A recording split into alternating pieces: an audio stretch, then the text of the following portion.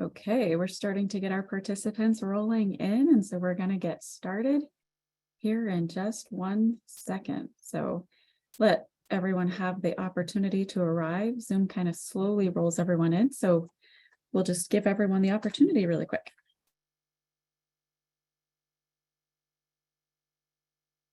All right. So hello and welcome to today's Wyoming Community Navigator Program webinar. My name is Mandy Bailey, and I am going to be your facilitator today. I am the Education and Advising Director for the Wyoming Community Navigator Program, and I'm going to be working behind the scenes to help with any technical difficulties that may arise or questions that you might have.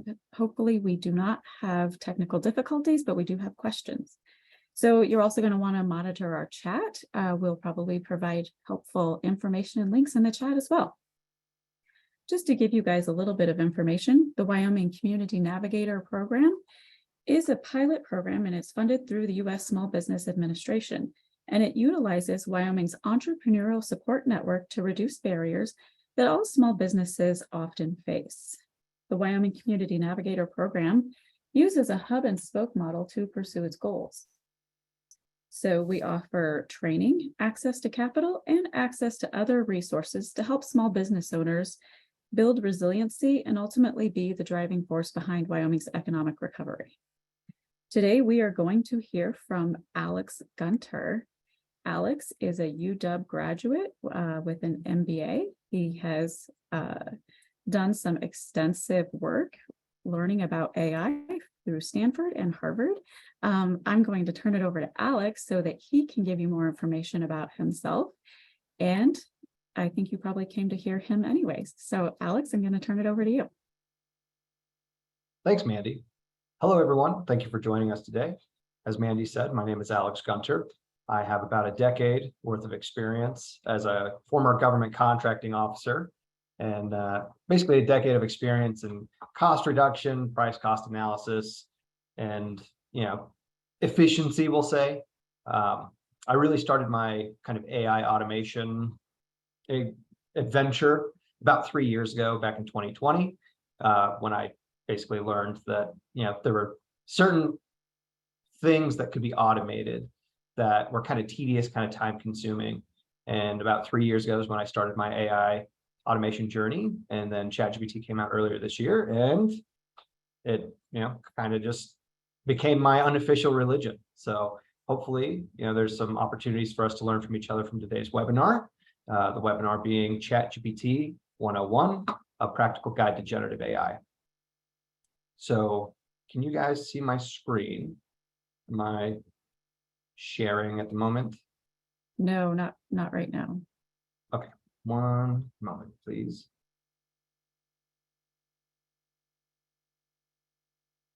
There you go. Okay, perfect. We're on. So straight away, I just want to ask you guys, kind of get some feelers out there and see how well do you know ChatGPT? I'm sure you've heard of it. If you're pretty new to it, let us know. If you're an expert, thank you for joining us. We're excited to have you contribute. And if you're somewhere in the middle, let us know. There should be a poll open, and if you just want to submit your answers there, we can get a gauge on where everybody's at, and we can tailor the discussion accordingly. All right. So the too long didn't read, or your bottom line up front from today's webinar, there's 3 things I want you to take away. ChatGPT, generative AI, can make you better, faster, and more productive. It can make your life more fulfilling. And if nothing else, the most critical thing you could learn from today is that we need to learn how to have an AI co-pilot. AI is a new thing, and it's not going away. The future has AI written all over it. So the best thing you can do is learn how to have it as your kind of AI sidekick. So Alex, just to give you a quick insight, it looks like 72% of our participants today are brand new or have only used it once or twice. And we have 28% somewhere in the middle.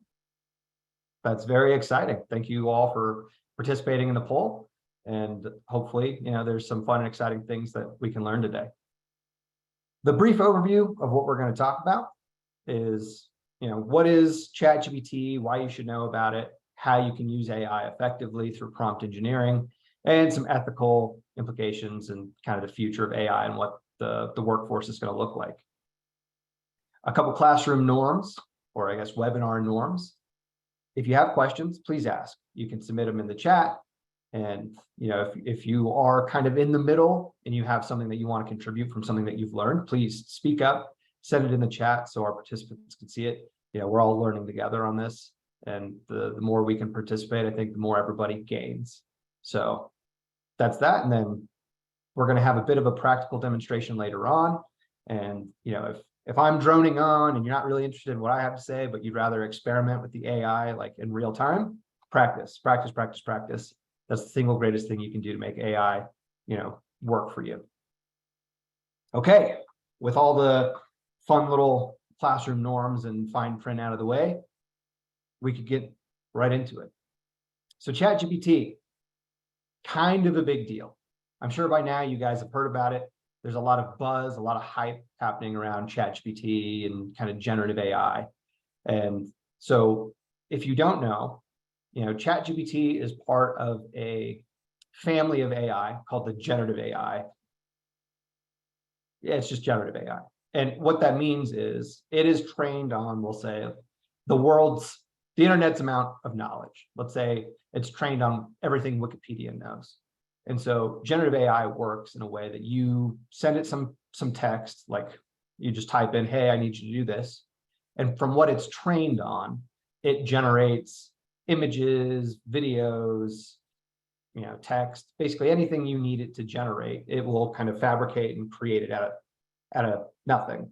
So that's why it's called generative AI, because it's generating based on, whatever it can find on the internet, what it's been trained to, and it finds things that are similar, bases it on that, and then gives you something kind of unique, a unique blend of new ideas. So that's basically what generative AI is in a nutshell.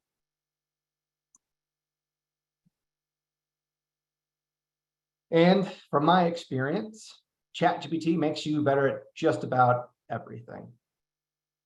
The Stanford webinars that I attended a few months ago, they really like to use this term called centaur chess.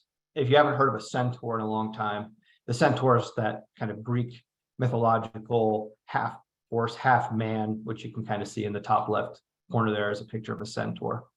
And centaur chess is this kind of very specialized family of chess where people are allowed to use a computer to play chess. And what ends up happening is the computer-assisted human outperforms chess grandmasters and supercomputers. And really what that means is the technology-enhanced human outperforms supercomputers and chess grandmasters. And these are like average people with an average laptop. And when they have the technology, they have the computer next to them. The grandmasters and the supercomputers, they can't compete. And so where Stanford is kind of taking this is like the AI enhanced human in going into the future is going to basically outperform, a supercomputer or even an expert in their field.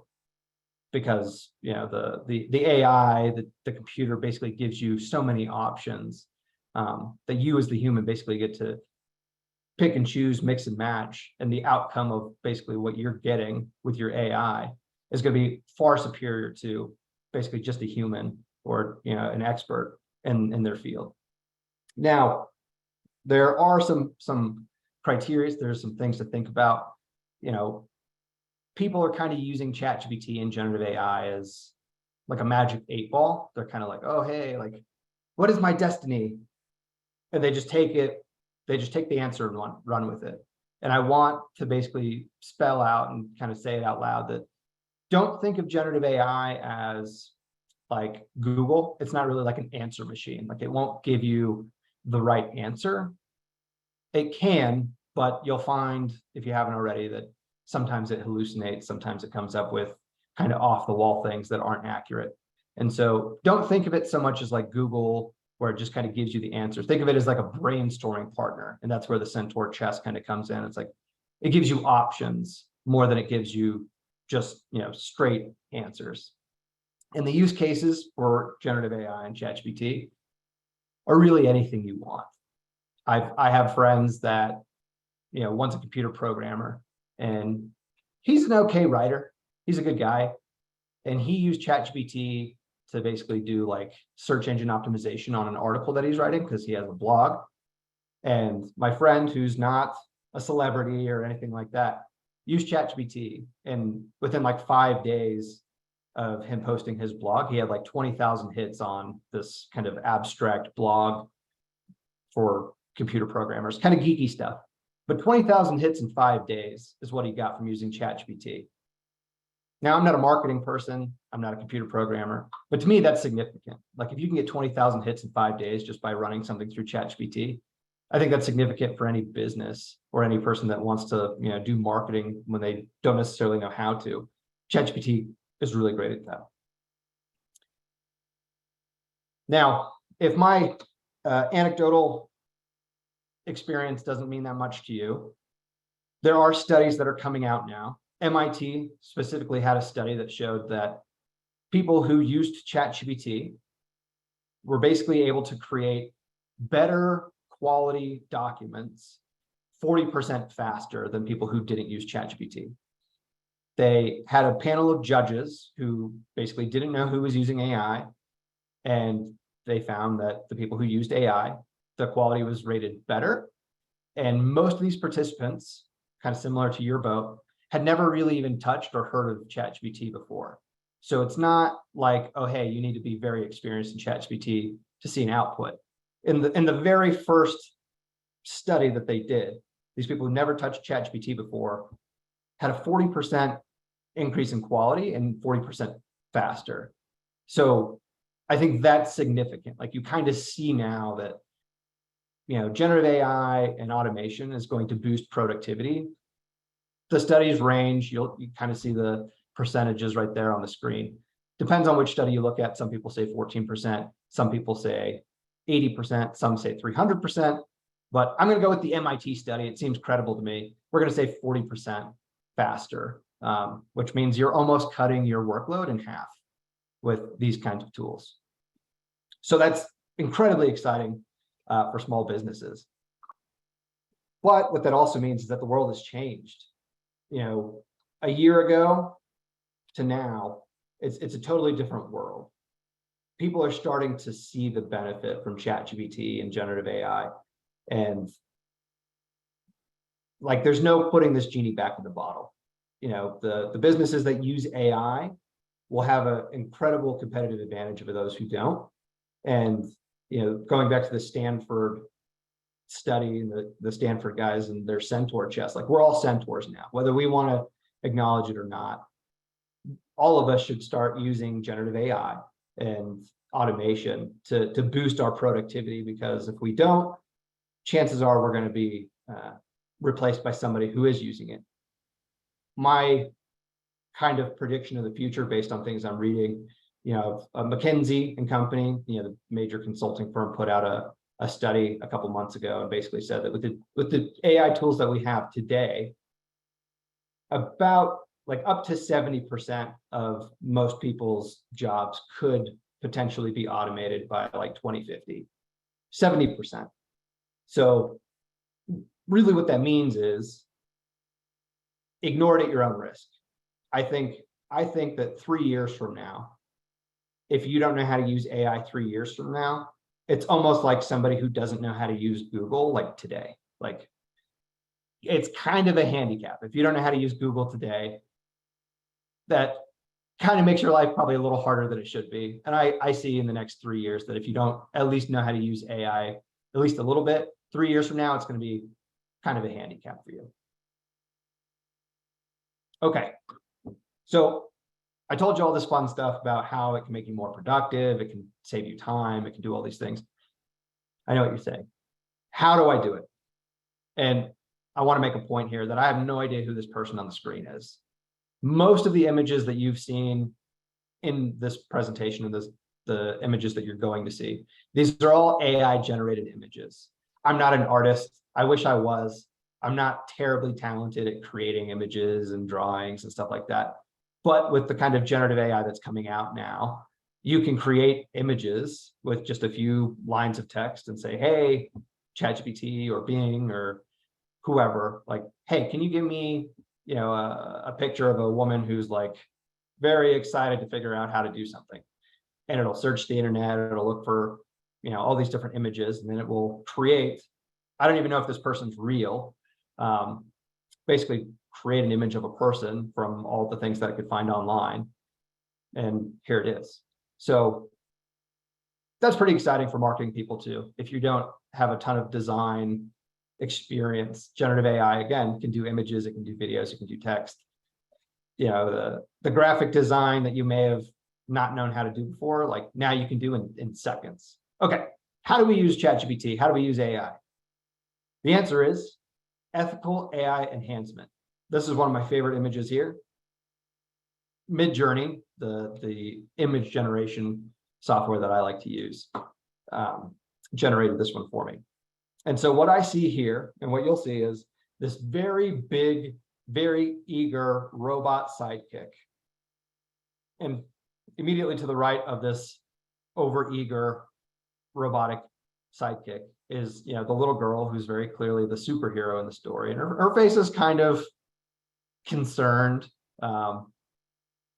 And that's how I want you to approach generative AI in the future. Just a little skeptical.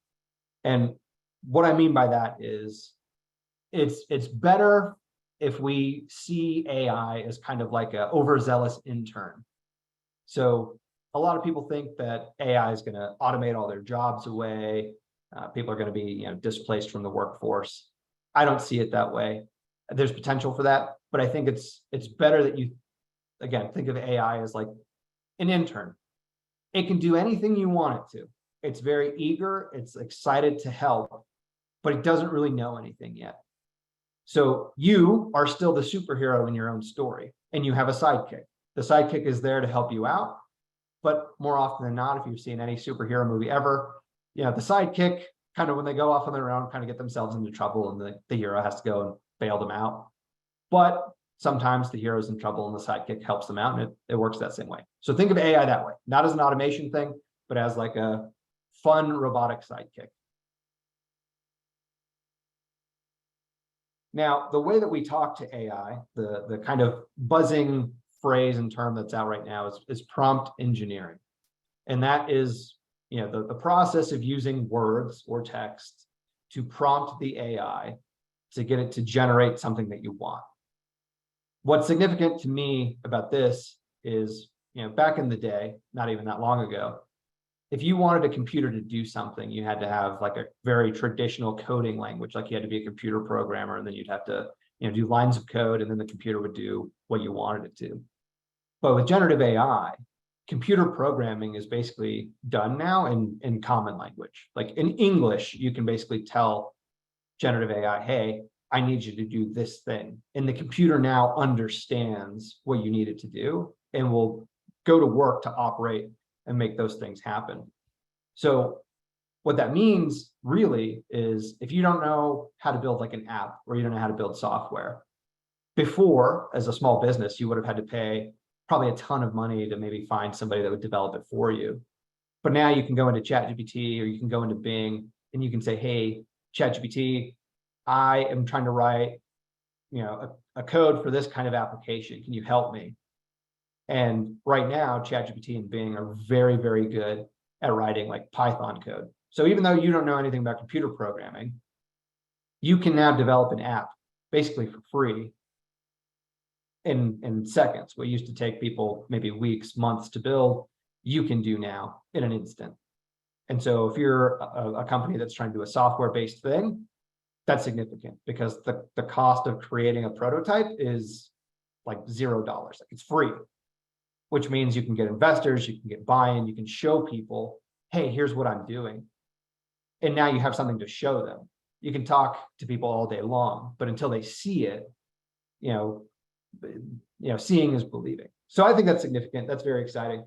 But for me, prompt engineering really is just, it's kind of the relationship that you're going to develop with your AI sidekick. As we go into the future, the quality of your prompts will matter less. As they get more sophisticated, you'll get better and better at kind of figuring out what you want. But that kind of relationship, again, like if ChatGPT is your intern, it's very excited and eager to help. If an intern were to do something for you, like you told it to do a project and it came back with something that you were unhappy with, if it were a human intern, chances are the intern probably just misunderstood what you wanted. Like if you were unhappy with it, it was probably like you didn't give it enough instruction. And AI is the exact same way. If AI is giving you a product that you don't like, it's probably because it didn't have enough instructions or it was just unclear. So as you kind of formulate this, I don't even really want to call it a relationship because it's an inanimate thing. It doesn't actually like live, but we'll call it a relationship. How you react, respond, and interact with the AI, that's kind of how I see prompt engineering. It's more of a relationship than it is a one-way conversation. Alex, Okay. we do have one question, and I think you actually might be getting ready to answer it. But what is the difference between AI and ChatGPT? Okay. So AI, artificial intelligence, is kind of a very big field of computer science.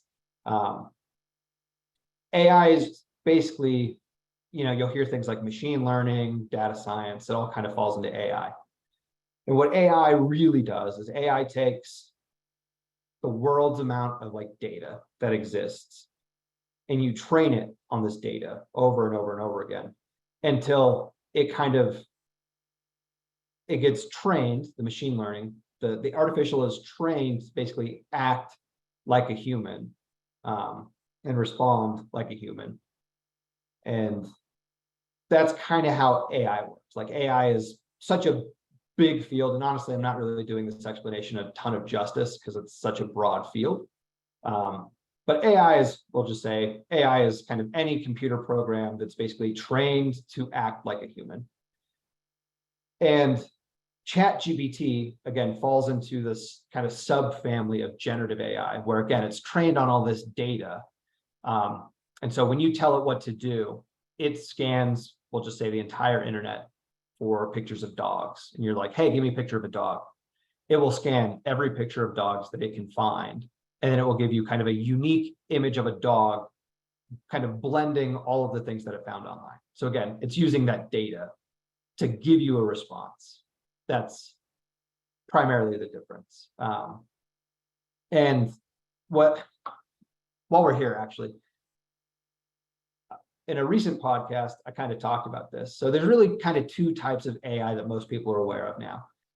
ChatGPT is one of those forms of AI where you tell it to do something and it generates something for you. And that's something that we have in our hands right now.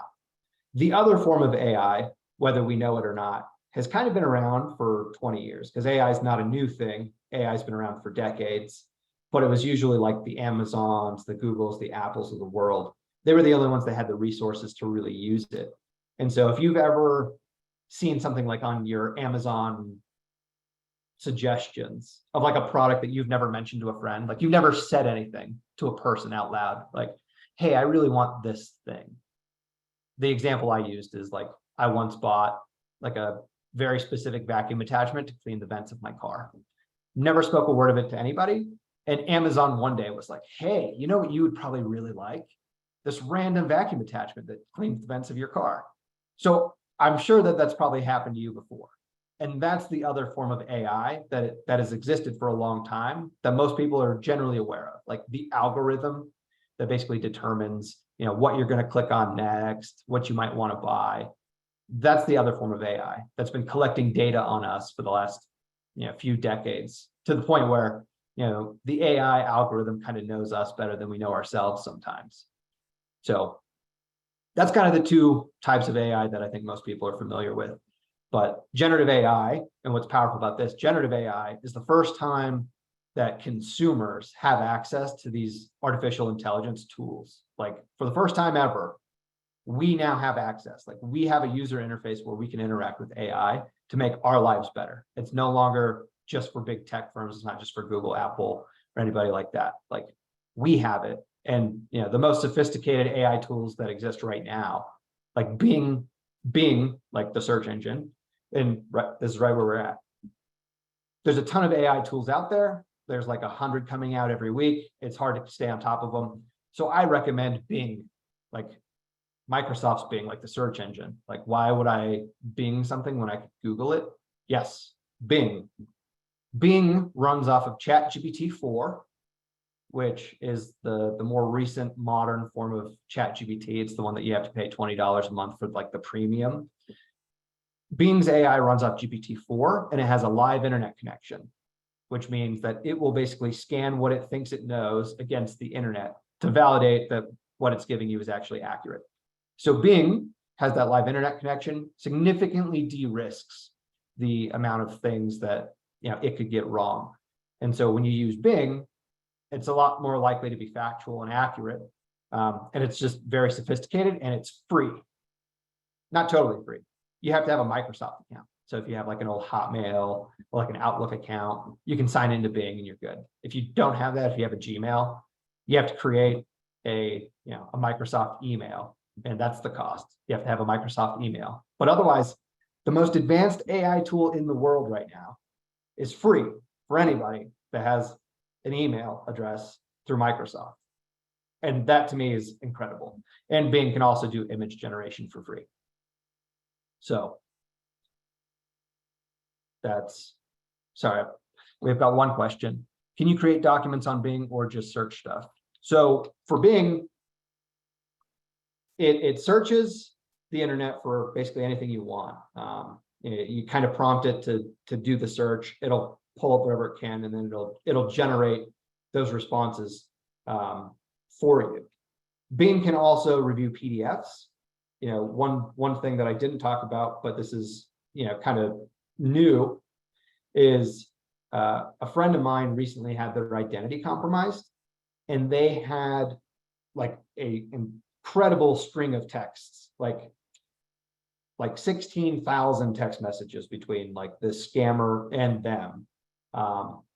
And they basically let me have access to their chat conversation. It was through iMessage, like just on your iPhone.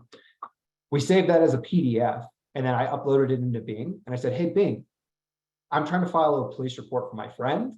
Can you basically review these 16,000 text messages between these two people, so I can basically figure out, what to put in the police report? And it was, on this date, they did this. On this date, they used these tactics. They used harassment. They used urgency. They used manipulation, violence, like crazy amounts of things. I don't know how to file police reports, but Bing was able to basically sort through like 700 pages of like text messages to pull out all the like specific criteria. So my friend could file a police report. Like, that's for identity theft. That's incredible. For businesses, right? Like, I had a meeting, a consulting meeting, probably a few months ago, where a person was like, hey, I have these contractors kind of submit these proposals to me, but I don't really know, if they're kind of charging me all these additional like increases. Basically, like, I want to know where they're making their profit at. And we submitted a proposal in PDF form to Bing, and we said, hey, look at all these line items. They're like 200 line items because it's a construction company. Can you basically find the items that have any kind of suspicious like uptake in price? And it basically pulled up something like, hey, carpet tiles. Like, this company is basically increasing their price in carpet tiles by like 30% every year. Like, and we did it in an instant. So now this company that relies entirely off of contractors to do work, they can do price and cost analysis in a second and basically say, hey, this line item, like, why are carpet tiles going up 30% every year? Like, you can do that. You can use it to clean your garage. You can use it for anything. So I'm gonna move on to the next one. What time do we have? Okay, I think we're still making good time. All right, so all that to say, Bing is very good. I love Bing. ChatGPT itself is, getting better by the day. Everything's getting better by the day. I'd still recommend Bing for most people because it's free and you can do a lot with it. But AI generated content does not equal quality. And this is the example that I love to use because this is a visual tool that will stay with you forever. When I first started playing with generative AI tools, basically a year ago now, I asked Midjourney, which is another generative AI platform, you have to pay for it. Hey, I have a cousin, she loves unicorns and she loves cats. Can you create me an image of a unicorn cat? And this is the image that it gave me. Now, I'm not a lawyer, but someone could make the case when looking at this image, like, oh, I don't know if you can see my cursor, but I'm going to try and point things out. Like, okay, it does in fact have a unicorn horn. It's got some feline ears. It's got a rainbow tail. It's got kind of a dainty feline silhouette. Somebody might be able to say, legally, this meets the definition of a unicorn cat. Now I ask you, is this a unicorn cat? No, it's not. It's not a unicorn cat. That is a walking garbage monster. It is horrifying to look at, but that's what AI gave me. So the first time you tell AI to do anything, whether it's text or anything else, this is, think of it this way, like this is the image that it's going to give you. The first time the AI gives you anything, you give it one prompt, this is what it's going to give you. So to remedy that, think of the conversation that you're having with AI as a conversation. It should be a, hey, ChatGPT, can you do this? And when it gives you the image of the horrifying, terrifying unicorn cat, you say, okay, I didn't like that thing. Can you do this instead? And you have it go back and forth as a two-way conversation until you're absolutely delighted with the product. Now I'll ask you again, what is this a picture of? That to me looks like a unicorn cat with a rainbow tail. I don't know how well you can see it on your screens, but it's like incredibly high definition. You can see individual strands of fur. You can see, like kind of the reflection in the glossy eyes. If you look in the corner, there's like, kind of a galaxy, there's stars in the background. Incredible, right? And again, I'm not an artist. I don't know how to create things, but AI does. And so you keep working with the AI until you're absolutely delighted with the output. You prompt and edit until you have a product that makes you happy. Alex, we have a question similar to that. How does ownership of documentation work with AI? We have a participant who is a speaker and they need to own their images and documents so they can control the rights to them. Okay. This is still in the midst of things. The last I heard was that images and documents that are generated by AI are original content. Although they may borrow certain elements of papers and certain elements of pictures, it's pretty much similar to kind of what artists have been doing for thousands of years, where they're inspired by a certain artist and they kind of borrow elements and then incorporate them into their work. So the last I heard, it is still considered original like content. So if you create something with AI or you create like an image, it's yours. Now, AI might, if you're doing writing, AI might plagiarize some things. So you have to be sure when you're asking it. And this is why I like using Bing, because ChatGPT doesn't have a live internet connection right now. So if it tries to give you sources, they're not connected to anything. Don't believe anything it says. But Bing will search the internet and it will give you the sources that it basically pulled that information from. So when it generates those documents for you, or rather, it's not really a document yet. It's just a chat conversation right now. It'll tell you exactly where it pulled that information from. So you can go in and you can fact check if you want to. But again, the more you kind of prompt it and you say, okay, thank you for that, but also I need you to make it sound more analytical or make it more emotionally compelling. The more you prompt it, the more you kind of have that conversation back and forth, the more iterations you get, the more original it is to you. So, I think there's still a ton of people that are trying to do this whole copyright law. They're trying to figure out exactly where the line is on this. For right now, I'd say, where you can use Bing, if it gives you references or sources, and kind of include those in your work. But again, the more you iterate to make it sound, more like you and incorporate elements of things that and things that are uniquely yours, it's yours. So cover your bases, cover your where you can, but the more you play with it, the more it is uniquely yours, nobody else's. Okay. All right. So some prompt engineering tips. I'll say this right away. There's no magic words to get the AI to give you exactly what you want.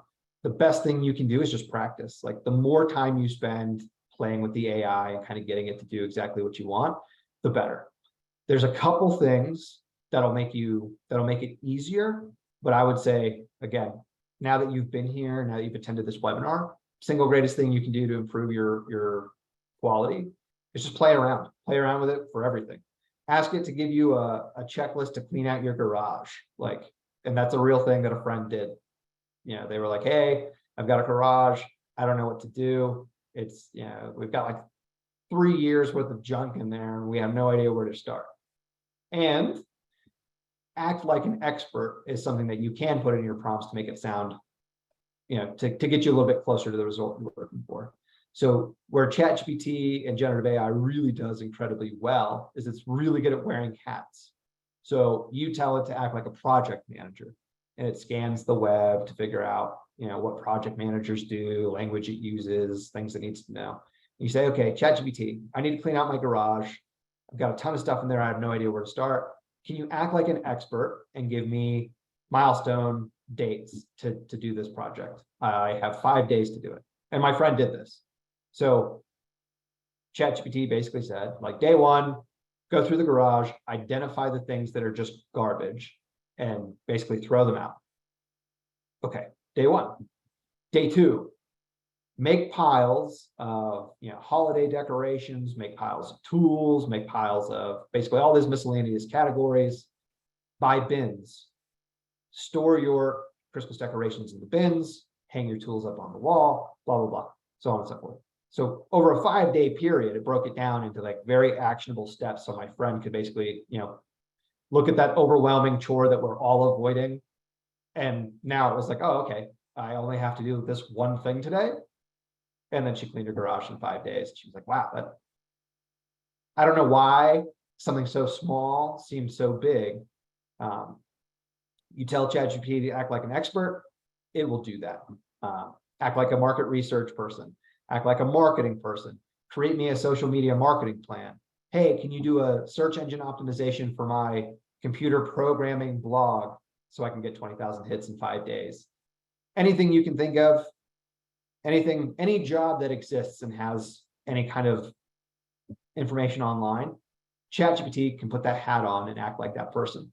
So, if you're a small business and you don't have a marketing team, hey, can you create me a social media marketing plan? Can you act like a social media influencer and write me a social media post? And boop, boop, boop, boop, there it is. I've actually done this. There is an AI kind of influencer that I follow that I've basically trained AI and a couple automation softwares that anytime this person puts out a tweet, it will basically rephrase the tweet into my own words. It'll ask me very specific questions about what I think about it. I tell it my thoughts, and then it generates a social media post for me and basically sends it as a draft to my email so I can look it over and just like copy and paste it whenever I'm ready.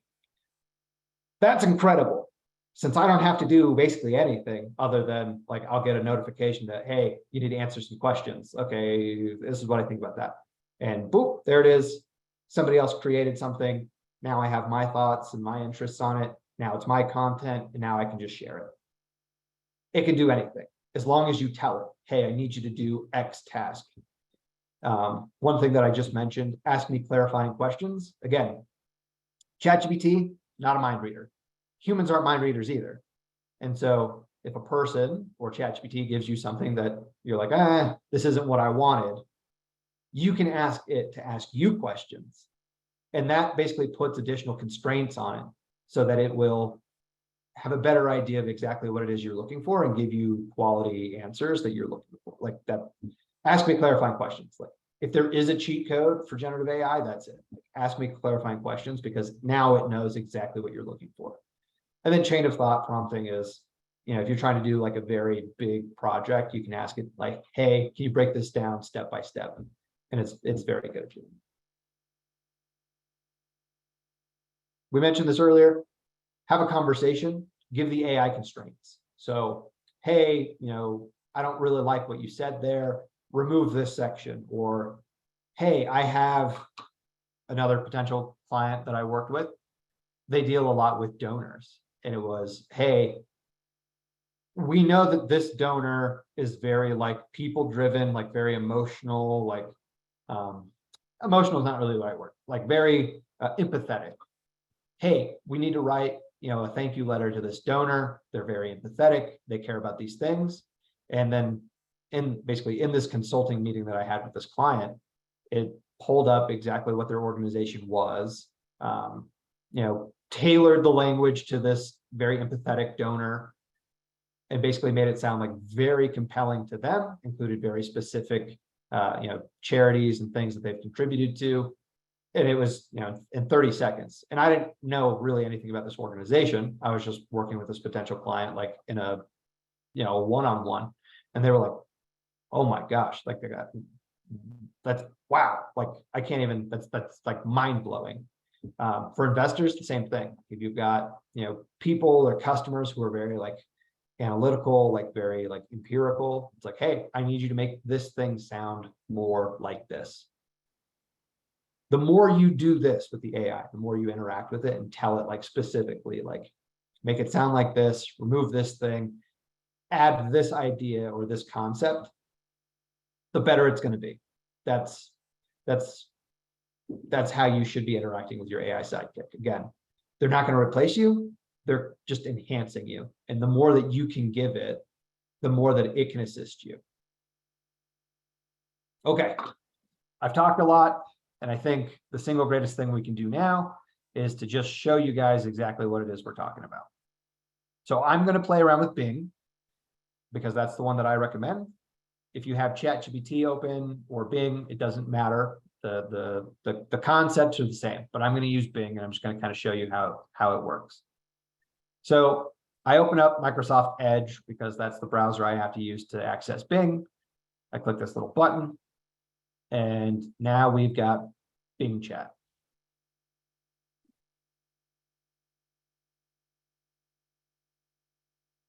All right, if maybe I can get some participation here. Does anybody have kind of a business related issue or problem that they're trying to tackle right now that they might want to see how AI can help? If so, throw it in the chat. Otherwise, I'm just going to jump into like a social media marketing campaign because that's what we're talking about next. Alex, we can see your PowerPoint that says demonstration. So if you are on Bing, we can't see that. Oh, thank you. Love that. We have someone who says they're trying to post videos to social, so that might help. Videos. Okay. Bing is not great at videos. I don't think that it is capable of creating video content yet. So that's unfortunate. That's one problem that I can't help with in this webinar. Okay. I don't have the tools. So we do have someone who would like to know how to create a consulting fee cost schedule. Okay. All right. Can you guys see my screen now? Yes. Okay, perfect. All right. So when you're in Bing, it gives you three options right here. Creative, balanced, precise. Creative mode, that's the one that you really want to be in. That's the one that operates off GPT-4. Precise also runs off GPT-4, but it won't give you the kinds of brainstorming creativity power that you're looking for. If you go to precise mode, it'll either know the answer or it won't, and it'll give you very short, concise answers. Not very fun. So anyway, put it on creative mode, never touch it again. So let's ask it, hi Bing, I'd like to create a consulting fee, what was it? Consulting fee schedule or? Let's see. A consulting fee cost schedule, yes.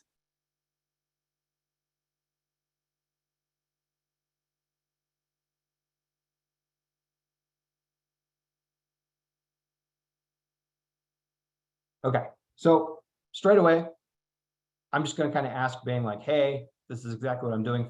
Can you please help me? Now, you don't have to be polite to the AI. It's an AI. It's a computer. It doesn't have feelings. But if you go on like Reddit, there's an entire huge page of Reddit where they basically found that like Bing is AI with a personality. Like it can get very sassy. But if you're like polite to Bing, it will give you really long creative answers. But if you're rude to it, it'll actually give you shorter answers, which is pretty funny, but crazy when you think about like, oh wait, if I'm nice to the AI, it actually does a better job. So I like to pretend like it's a person and I'm just very nice and courteous, and it'll give you better responses that way. You can play around and discover it for yourself, but I'm always gonna say please and thank you. Okay. So it's giving us a lot of information to think about. Basically says, yeah, consulting fee cost that outlines how much we're going to charge for consulting services, how to calculate and bill clients. Okay. To create a consulting fee cost schedule, you need to consider the following steps: research your market, your competitors, determine your value proposition, choose a pricing method that suits your project client. If you want to do hourly, retainers, specific services, stuff like that. Okay. So it's going to talk for a while, and that's a lot. Like that's a lot of good information. I think we want to drill down. We want to be more specific. So let's just say, well, actually, do we have additional information about this consulting service? Well, I'll do this example. Okay, let's say I am an AI automation consultant. Can you please find common market rates?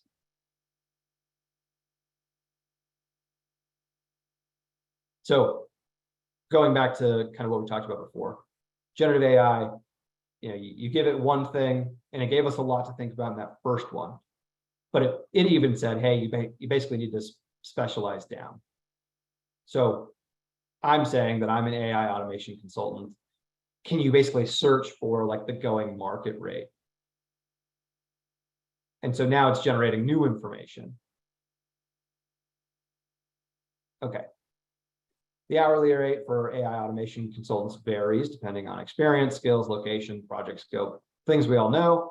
Based on some sources, the typical range is between $200 and $350 an hour. However, some consultants may charge a flat fee per project instead of an hourly rate, so on and so forth. So I'm going to say, can you please generate a table of potential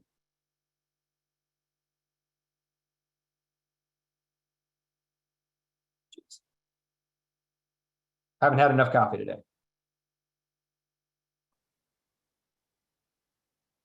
So we're going to ask it if it can generate a table of potential offerings and prices. So it's going to search the web and it's going to see, hey, what exists already? And what we're going to really hope that it does is really create almost like an Excel table that's going to say, hey, here's a service that we're going to offer, and here's how much we're going to charge you. It might not, and if it doesn't, we'll continue prompting until we get it exactly what we want.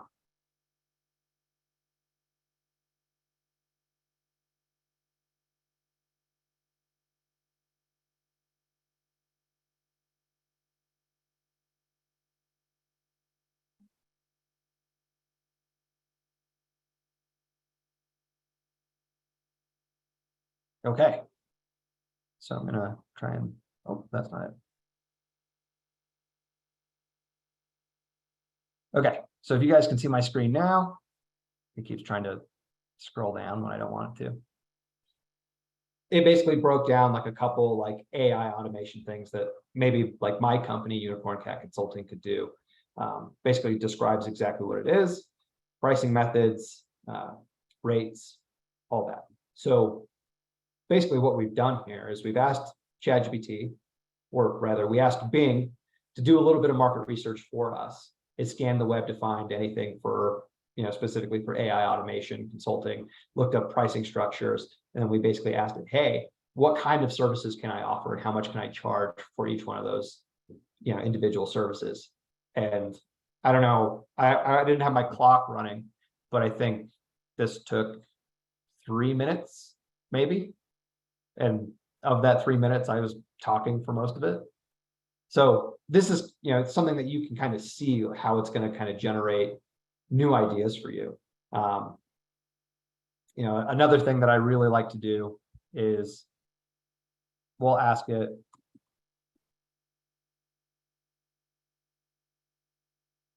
can you please brainstorm 10 unique automation and consulting ideas for a service offering? And so it obviously already kind of came up with, some things that it found on the web, but I want to be different than everybody else, right? Like I'm not McKinsey, so I can't charge you $500,000 a year. I need to have something that makes me unique. So I'm going to ask it, hey, can you help me brainstorm some ideas? And what you'll find is, sorry, I'm using my my laptop scroll pad and it's extra touchy today. So what you'll find is it'll come up with some ideas for you. You can tell it to generate 100 ideas. You can have it generate 10. I have, an organization that I've been working with for, like the last 6 months. And, they're a big maritime organization. They're trying to get, the maritime ocean industry to be net zero by 2050. And so part of our process there was to develop a strategy plan. And we had ChatGPT and AI generate like hundreds of potential ideas, basically reverse engineering from 2050. Hey, what kind of things do we need to do by 2035 to make sure we're on track for this? Okay, now another 10 years back from that, what do we need to have in place by 2025? Sorry, what do we need to do by 2025 to be on track for our 2035 goals? Okay, from 2035, what do we need to do to get to 2050? We came up with hundreds of these ideas, and the individuals that I'm working with, they have 30 years of experience in the clean energy and maritime sectors. I don't have that kind of experience, but I asked ChatGPT, hey, think like a chief strategy officer for one of these big companies and help me come up with ideas. And they were all blown away. They're like, wow, like we've been doing this for 30 years and we never would have thought of like these things. This is like gold. We love this. And so you basically use it to brainstorm, and then you decide, again, the Centaur chess. The computer will give you a ton of options. You're the one who basically decides which action to take. So it's not doing the thinking for you. It should never do the thinking for you. It helps generate options, and then you decide based on your needs, hey, that's a good idea. Hey, that one is kind of crap. I don't really like that one. Oh, hey, this idea, we'll say content creation and management. I want to help people with social media marketing. Give me 20 more examples of, this type of project. Like, give me 20 more ideas that are similar to this one that you just offered me. And the sky is the limit. There's seriously no use case for AI that I haven't found that it does incredibly well yet. Resume writing, SEO, marketing, customized emails, anything you can think of, it's there. So you Alex, can do a lot more in a shorter amount of time. Hey, Mandy. someone is asking, once you generate this content, where is it saved so that you can go back and refer to it? Okay. If you are signed into Bing, which you should totally be signed into Bing, again, register for a Microsoft email if you don't already have one. Download Microsoft Edge because that's Microsoft's browser. They want you to use it. But once you're signed in, as long as you don't hit this purple button here that wipes it all away, on the right-hand side, it will show basically all your recent chats. And ChatGPT does the same thing. So if you're not using Bing and you're using ChatGPT, it will save the conversation history for you to refer to back to or refer to later.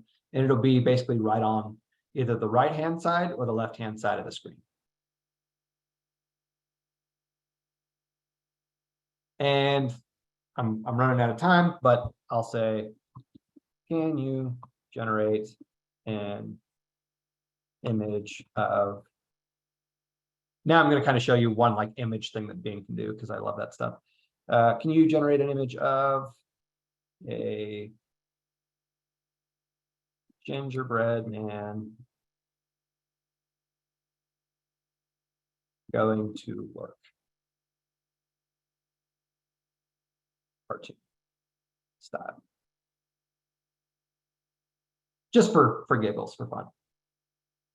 Oh, and the other thing, ChatGPT and Bing, really good at kind of figuring out what your intent is. So you don't have to be perfect in your spelling. You can have quite a few typos, and ChatGPT will basically go to work and figure out exactly what you mean. So even though I had some misspellings, yep, that is a cartoon gingerbread man walking to work.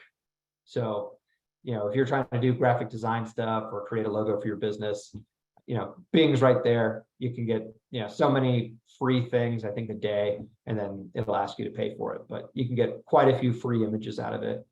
And again, I'm not an artist, but I kind of like all of these. They're all kind of cute. And so that took me 30 seconds. Okay, so that's Bing. Hi, Mandy. If we have time before we wrap up, we do just have a couple of questions. Okay. Not sure if you want to do questions now. Yeah, that's perfect.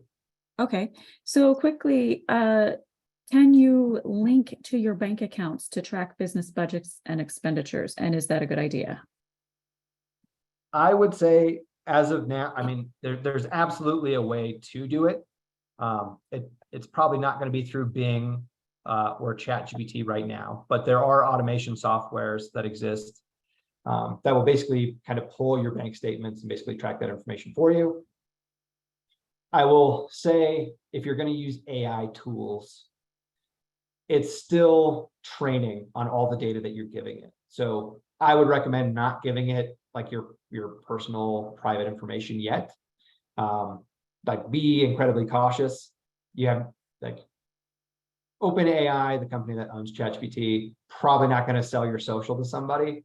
But it's still the internet. It's, you wouldn't go on a blog post and share your social. Just be very, very cautious about that stuff for now. As blockchain technologies kind of increase and get better, the online security of the way we do things is going to change, and 10 years from now it probably won't matter. But right now I'll say there are some things that should probably still be human. Checking your bank account statements, probably something that you should keep doing for now. Okay. What is Dell 2? Dell 2, are we talking about Dolly 2? Well, it's spelled DELLE. If it is Dell 2, the answer to that one is I am not sure. I haven't heard of that one, but again, there's so many different tools out all the time. It's very possible that there's a new one. Okay, so it is Dolly. Okay, right, Dolly 2. Dolly 2 is image generation. So basically what you just saw on Bing, how it just generated that image, that is Dolly. Dolly it focuses specifically on generating images, not text. And Dolly 2, again, right now through Bing, you can access it for free. You get so many basically a day. And then after a certain amount, Microsoft will say, hey, you need to pay Dolly to continue using it. But if you just wait 24 hours, you can move on. So Dolly 2 is very good. Midjourney is another one. It's just another form of generative AI that focuses specifically on image generation. Perfect. And final question, are there limits which ChatGPT are not good at?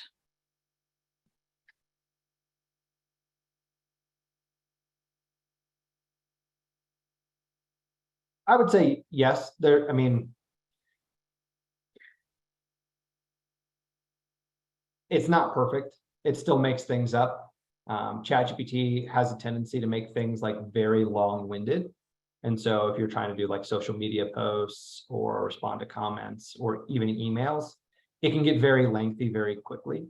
And obviously it's a computer. So if you're trying to have like a genuine human connection with somebody, like, you probably still need to be human. but it can help you be more empathetic. Like if you're not very good at being empathetic, you can ask it, hey, can you help me be more empathetic in this scenario? But again, it can't act on your behalf right now. All the kind of automation technologies that you want it to create a document for you, it can't do that yet. But I would say it's up to you to practice, like practice, because every time I meet with a new client, they say, can it do this thing? And I say, I have no idea. Let's find out. And then it like boop, boop, boop, boop, does the thing. And we're both blown away. They're like, wow. And I'm like, wow. Like, you really just have to practice to figure out in your own experience what it's good and not good at.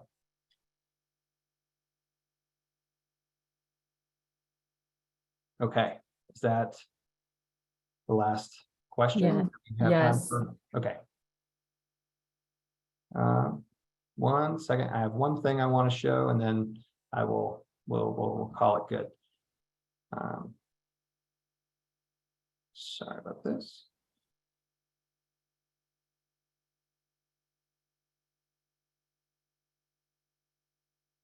I usually have 2 monitors. This is usually a lot better. I just moved into a new house, so thank you all for bearing with me. Okay. All right.